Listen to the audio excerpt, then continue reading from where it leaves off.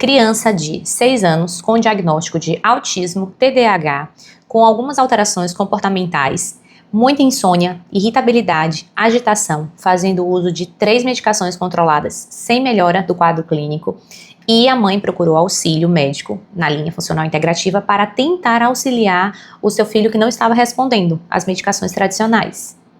E nós solicitamos o GI-MAP dessa criança. E se eu te dissesse que muitas vezes a alteração comportamental do seu filho, ela pode estar relacionada a um intestino doente e não apenas ao seu cérebro?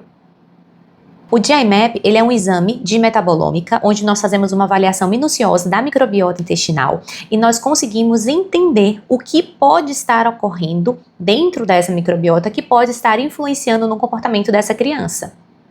E esse é um exame de extrema importância para a gente avaliar o famoso eixo intestino-cérebro, né, que é o que a gente sempre fala, e é um exame que nos traz dados palpáveis e que nos ajudam a entender também como conduzir esse paciente. Nós sabemos que alguns pacientes vão necessitar de medicações no contexto do TDAH, do autismo, mas hoje, com a visão funcional integrativa e com os exames de metabolômica, nós conseguimos ser mais assertivos acerca do que vai ser feito com essa criança. Então, pessoal, entrando agora aqui no exame do GI-MAP, né, desse paciente, nós entramos no primeiro bloco, que são o bloco dos patógenos bacterianos. Nós conseguimos ver tanto os patógenos bacterianos, quanto patógenos parasíticos e patógenos virais, né? A gente consegue ver que ele não teve nenhum desses patógenos detectados. O que a gente consegue entender? Que não tem infecção bacteriana intestinal ativa, não tem produção de toxinas bacterianas, não tem uma colite infecciosa. E isso é muito importante, né, para a gente, diante do contexto clínico dessa criança, porque a gente exclui causas infecciosas mais clássicas, afasta a necessidade de antibiótico específico para essas bactérias, e a gente tem que direcionar agora o nosso raciocínio para uma possível desbiose funcional. Lembrando que, com relação aos patógenos parasíticos, né, não tem giardíase, nem itamoeba, nem Cryptosporidium, né, que às vezes são muito comuns em crianças. Normalmente, os sintomas que essas crianças apresentam são gases, dor abdominal, que essa criança ela tem essas queixas, mas não são por causa de parasitas. E com relação aos patógenos virais também, a gente não teve nenhuma gastroenterite viral. Então agora, pessoal, o Helicobacter pylori, o GI-MAP, ele nos mostra se o paciente tem ou não a infecção, né, pelo Helicobacter pylori. E aqui a gente vê que o dele realmente é um pouquinho aumentado em relação à referência, mas é uma presença muito baixa. E na teoria subclínica, porque nós temos no exame do GI-MAP os fatores de virulência, que são todos esses fatores, né, que vão nos mostrar se realmente o paciente necessita ou não de um tratamento. Quando os pacientes perguntam para mim, doutor, eu devo tratar? Eu digo, olha, a única forma mais eficaz que nós temos hoje de mostrar realmente se você deve ou não é com o GI-MAP, justamente porque nós conseguimos ter todos esses fatores de virulência. Claro que a gente sempre vai levar em consideração a clínica do paciente, mas esses marcadores são muito fidedignos. Então, não temos fatores de virulência, não precisamos fazer esse tratamento erradicador agora, e muitas vezes nas crianças isso pode refletir uma colonização transitória. Aqui, pessoal, a conduta é fortalecer mucosa e imunidade intestinal. Só a gente tem agora as bactérias comensais. O que a gente pode ver um pouquinho delas, né? A Bacteroides fragilis, né? Ela está ali dentro da faixa, querendo subir um pouco, mas está ok. Ela é responsável pela parte da digestão das fibras, produção de metabólitos, na nossa parte imunológica. Ela está em uma boa quantidade e dentro de um ambiente com excesso de bacteroidetes, pode acabar contribuindo para uma fermentação maior, como a gente está vendo aqui. Não é que ela é ruim em si, o problema é o ambiente em que ela fica. Tá? O bifidobacterium, né, que a gente tem, é a base, né, da microbiota. A gente vê que a maioria dos probióticos são compostos pelo bifidobacterium, são responsáveis pela produção de ácidos orgânicos, proteção de patógenos. Então, a interpretação deles, né, o que a gente pode falar é que realmente estavam ok. Não adiantaria tanto eu dar os probióticos para eles, que mais comumente a gente utiliza, porque o deles estão em níveis ok, normais. O Enterococcus dele, geralmente é uma bactéria comensal que participa também da digestão e da imunidade. Ela estava aqui dentro da faixa, não tinha nenhum crescimento mais patogênico. A Escherichia spp também estava comensal basal, também está relacionada à imunidade, sem maiores alterações dela. O Lactobacillus também SPP, ele estava responsável pela produção do ácido lático. Ele acaba inibindo também alguns patógenos que são ruins, no caso para o corpo do indivíduo, e é responsável pela modulação do pH intestinal. Então, não estava em excesso, que é uma coisa importante, né?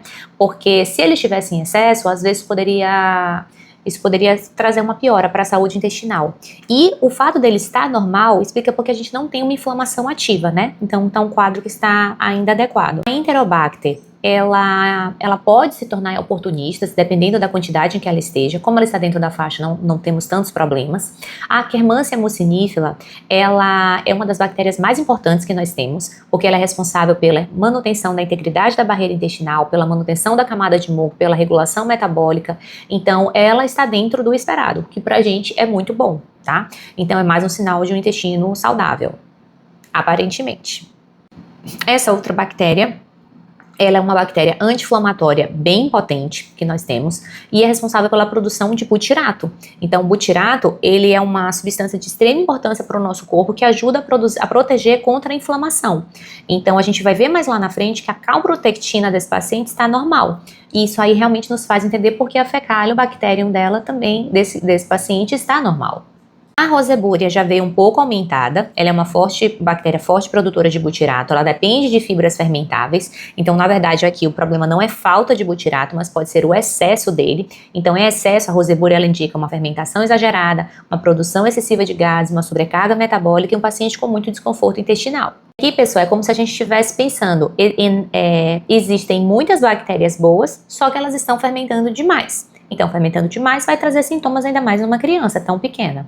Com relação ao filo, né, das bactérias, nós temos Bacteroidetes e as Firmicutes. As duas deles estão bem aumentadas. Então, Bacteroidetes muito alto significa o quê? Um predomínio de bactérias fermentadoras. Existe uma alta produção de ácidos, de gases, provavelmente relacionada à alimentação, que era uma dieta rica ali em carboidratos mais fermentáveis.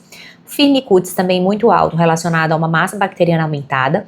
E aqui a gente acaba incluindo bactérias tanto boas quanto oportunistas, né? Aqui a gente tem uma relação Firmicutes, Bacteroidetes Firmicutes. E aqui nós temos uma relação Firmicutes bacteroidetes baixa, né? Isso significa o quê? Que a gente tem um desequilíbrio ecobiológico, né, bem importante, e um forte viés fermentativo, ou seja, uma microbiota que está hiperativa, né? Não é uma obesidade, não é uma inflamação por si só, é uma desorganização funcional desses filos bacterianos. E aí eu pergunto para vocês, ajudaria a gente a dar probiótico? Agora não, porque o problema é a organização dessas bactérias. Elas estão até numa quantidade boa. Então agora a gente tem que ver na questão da alimentação para diminuir essa fermentação, essa quantidade excessiva, uma criança que se alimenta muito de carboidratos. Então agora é realmente selecionar o tipo de carboidratos e fazer uma dieta com uma alimentação mais low food map, menos fermentativa. Então, entrando agora nesse próximo bloco, o Bacillus, né, que nós temos aqui, ele está um pouquinho aumentado, né, em relação às referências, mas sem muita relevância, sem alterações também tão significativas aqui. O Enterococcus fecalis detectável e todas essas outras também, com exceção em especial dessas últimas 3 bactérias. E aqui nós temos as bactérias mais oportunistas que nós temos, né? O Staphylococcus spp, o Staphylococcus aureus e o Streptococcus spp. O Staphylococcus aureus está dentro ali, passando um pouquinho do limite, mas de forma tão isolada não seria um problema. O Staphylococcus aureus, ele está bem elevado em relação à referência. Isso pode estar representando o quê? Uma colonização oportunista intestinal. Pode estar havendo uma produção de toxinas, de metabólitos inflamatórios aqui nesse intestino, o que acaba competindo com as bactérias que são benéficas. Logo, isso leva, pessoal, a uma inflamação de mucosa, piora da parte gastrointestinal e, consequentemente, um impacto imunológico sistêmico. A criança não precisa ter infecção para causar sintomas, tá? Às vezes só um desequilíbrio dessas bactérias já faz com que a criança já venha a ficar sintomática. O Streptococcus spp ele está bem elevado, né? Então isso significa que é uma criança fortemente fermentadora de carboidratos, está havendo uma produção muito rápida de ácido lático e geralmente isso aqui é associado a gases, distensão abdominal, funcional, oscilação do humor, irritabilidade em crianças sensíveis e aqui, pessoal, muitas vezes é o que simula o que a gente chama de SIBO. Tá? Só que a gente está fazendo uma avaliação a nível de cólon, né, colônico, ali a nível do intestino grosso, mas simula um padrão SIBO-like. Para vocês verem que o desequilíbrio dessas bactérias podem, justamente em especial da Streptococcus spp, pode levar a isso. Gases, distensão abdominal, dor e mudança comportamental. Criança com dor, criança com algum desconforto, fica mais irritada e fica mais inquieta. E também nós temos, pessoal, o desequilíbrio nessa bactéria desulfovibrio, né, que é justamente uma bactéria produtora de sulfeto de hidrogênio. Então, o sulfeto de hidrogênio, pessoal, ele é tóxico para os nossos enterócitos, prejudica as nossas mitocôndrias, geram gases com odor muito fétido, irrita o nosso sistema nervoso entérico, geralmente pode estar associado com dor abdominal, gases, fezes alteradas e impacto neurocomportamental, que é o que a gente tem observado. Então, só o achado dessa bactéria praticamente já explicaria boa parte dos achados clínicos, né, do nosso paciente. E aqui, pessoal, nós temos também a Metanobacteriaceae, né, da família. Elas não são bactérias, elas são arqueias metanogênicas que consomem hidrogênio e acabam produzindo um pouco mais de metano, né? E por que elas nunca crescem, pessoal, normalmente sozinha? Elas crescem quando nós temos um excesso de fermentação bacteriana, quando o Streptococcus aumentou muito, quando a Rosebúria aumentou muito, quando as bacteroidetes estão aumentadas. E geralmente ela faz com que haja uma grande produção de hidrogênio. E o que o nosso corpo faz? Começou a produzir muito hidrogênio, o nosso corpo começa a convocar mais bactérias metanogênicas, né? Que vão para justamente tentar reduzir essa pressão gasosa e consumir esse excesso de hidrogênio que está sendo produzido. Na verdade, elas surgem como um mecanismo compensatório. Então, agora nós temos também algumas outras bactérias voltadas para a parte inflamatória, né, e autoimune. Aqui a gente tem a Enterobacter, né, que está em níveis normais. Lembrando que essa bactéria Enterobacter ela é uma bactéria gram-negativa e oportunista. Quando a gente tem pacientes com alterações voltadas para a parte inflamatória, às vezes ela pode vir alterada. No caso desse paciente não veio. Aqui em relação à Escherichia spp, ela está um pouquinho aumentada, né, também. Ela é uma bactéria gram-negativa, geralmente produtora de LPS. Então, ela é muito responsível a um excesso de carboidrato fermentável e a uma baixa de GA, que a gente vai ver mais lá na frente também, o GMAP também consegue nos fornecer. E tem uma fermentação colônica também bem intensa. E a Fusobacterium também um pouco aumentada, geralmente ela pode estar associada a uma inflamação de mucosa, né? Então aqui, como a questão da dieta, né? Existe um consumo muito grande de carboidratos refinados, então isso deve ser avaliado. Uma criança com quadro também de constipação recorrente e analisando em conjunto com outros marcadores, e o aumento dela não é tão significativo, então a gente não vai ter uma conduta específica para ela agora. A Prevotella também já deu bem aumentada, né? Então ela é uma bactéria muito dependente da dieta, e aqui a gente pode pensar em duas coisas: ou é uma dieta rica em fibras, que não é o caso desse paciente, ou ela acabou aumentando por causa de um excesso de fermentação e sintomas de gases, de extensão, acabam favorecendo o crescimento dessa bactéria, que provavelmente foi o que aconteceu nesse contexto. Lembrando que sempre temos que afastar infecção fúngica, tá, pessoal, em crianças, e infecções virais. Fungos é uma das grandes causas de desregulação do paciente, principalmente comportamental, e acaba influenciando muito no eixo HPA, levando uma sobrecarga muito grande. E aí, pessoal, fazendo só um pequeno resuminho, principalmente envolvendo essas bactérias que estão mais aumentadas, quando a desulfovibrio, ela fica muito alta, ela vai usar o que? Ela usa o hidrogênio e o sulfato. E produz muito sulfeto de hidrogênio, que é tóxico, né? Então, quem que aumenta para compensar? A Metanobacteriaceae. Então, ela vai aumentar para usar o hidrogênio, mas acaba produzindo metano. Então, elas competem pelo mesmo substrato. Então, uma fica tentando equilibrar a outra. Quando as duas estão presentes, fica um ambiente muito fermentativo. E aí eu produzo tanto o sulfeto de hidrogênio, né, que a gente sabe que ele é tóxico, quanto o próprio metano. Então, nós temos a produção desses dois produtos, que são produtos que trazem muitos sintomas para o paciente. E o intestino, ele fica muito mais reativo. E aqui, pessoal, em relação a esse GI-MAP desse paciente, o steatork, a gente tem alguns marcadores, que são os marcadores da nossa saúde intestinal, que são bem importantes para a gente avaliar. O steatork está em nível normal, assim, detectável, né, normal, ou seja, não tem uma absorção de gordura, que seria algo que ele viria ali alterado, a digestão lipídica está preservada, uma elastase pancreática ali no nível intermediário, né, então uma função pancreática boa, não tem um comprometimento de insuficiência pancreática aqui nesse paciente, ou seja, a digestão não é o maior problema dele. A beta-glucuronidase, ela está em níveis normais, que seria abaixo de menos de 2.486, ou seja, um paciente que tem uma detoxificação intestinal preservada, não tem aumento de reabsorção de intestinas e tem um bom sinal metabólico intestinal. A questão de sangue oculto também menor do que 10, então também ok, sem possivelmente lesões de mucosa maiores. E agora chega o nosso problema, que é a IgA secretória. A IgA secretória dele tá bem baixa, né? A gente quer que ela seja entre 510 e 2010, e aqui a dele tá 256. Então, o que isso significa? Baixa defesa imunológica de mucosa, menor controle sobre as bactérias oportunistas que chegam e uma maior facilidade para essa criança ter uma desbiose. Então, na verdade, é um intestino que está aberto a bactérias oportunistas e, consequentemente, uma colonização inadequada. E isso, pessoal, nos ajuda a explicar a desbiose, ou seja, na verdade, não é um processo inflamatório tão intenso. Na verdade, é uma falta de imunidade que possa estar ajudando na prevenção de infecções. E aqui, pessoal, fazendo um adendo, IgA secretória baixa é muito comum em crianças com quadros respiratórios, que tem muitas infecções na parte de vias aéreas, que tem infecções intestinais recorrentes, então a gente precisa ter uma IgA em boa quantidade para que a gente não tenha essas infecções de repetição. Então a gente tem que fortalecer essa imunidade desse paciente.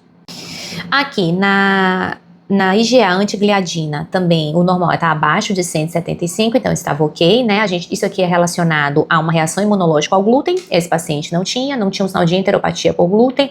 A proteína de ativação eosinofílica também detectável, não existia nenhuma alergia intestinal ativa, nenhuma inflamação eosinofílica maior. A calprotectina, o ideal dela é que esteja abaixo de 173, então está baixa, mas a gente vê que está querendo começar a se elevar também, né, saindo do nível verde que nós chamamos, mas não existe uma inflamação intestinal ativa, não tem uma doença inflamatória intestinal, não tem os sinais de colite, ou seja, mais uma vez, não é uma inflamação em si. E aqui a zonulina, a gente vê que ela está abaixo também de 175, então é uma barreira intestinal preservada, sem aumento de permeabilidade, ou seja, um paciente que não tem um intestino permeável, então é um intestino que está íntegro. A questão é, se ele permanecer nesse quadro, aí sim ele pode vir a se tornar permeável. Então nós vemos, pessoal, que na verdade essas bactérias que apareceram, que estavam aqui desequilibradas, não eram tanto bactérias patogênicas, mas eram bactérias que se desequilibraram por causa de uma imunidade enfraquecida. Por isso que quando a gente fala de saúde, de imunidade, envolve o contexto: sono, alimentação, atividade física, estresse. Essa é uma família que mora no exterior, então tem um estilo de vida muito diferente dos padrões aqui do Brasil e a gente precisa adaptar, né? Adaptar de acordo com a realidade, mas esses pilares não podem deixar de ser avaliados.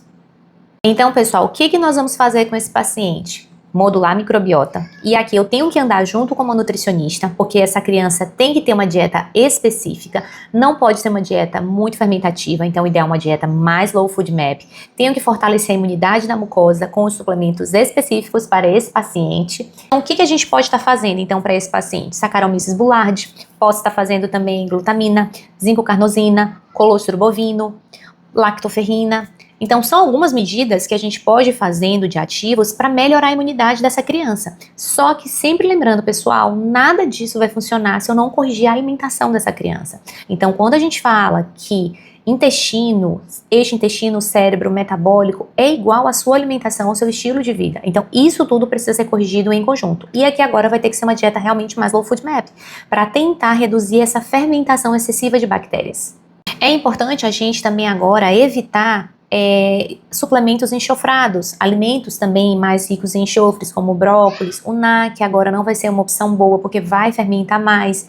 Então são algumas opções que a gente pode estar fazendo para esse paciente. Além disso, para a imunidade, nós temos também a timomodulina, que pode ser feita também para estar reforçando a imunidade dessa criança. E para finalizar, o que eu sempre gosto de lembrar para vocês, não é um suplemento que vai resolver tudo.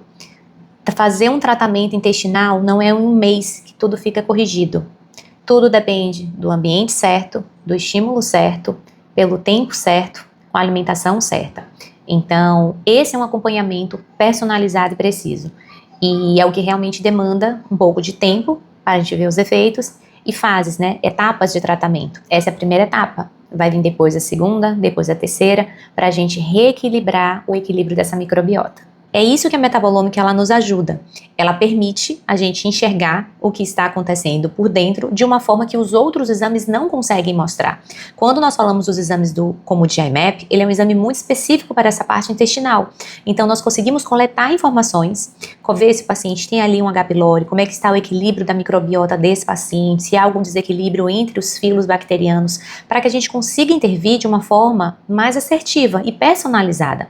Não é só dar probiótico, mas é saber o que realmente essa criança precisa. Essa é a medicina de precisão. Ela não é mais uma medicina do futuro, ela é uma medicina presente, uma medicina real, mas é uma medicina que necessita de profissionais capacitados. Então, quando você for procurar um profissional para cuidar da sua saúde, da saúde da sua família, do seu filho, não deixe de procurar um médico que consiga realmente lhe ajudar pela visão eixo, intestino, cérebro e metabólico. Isso faz toda a diferença.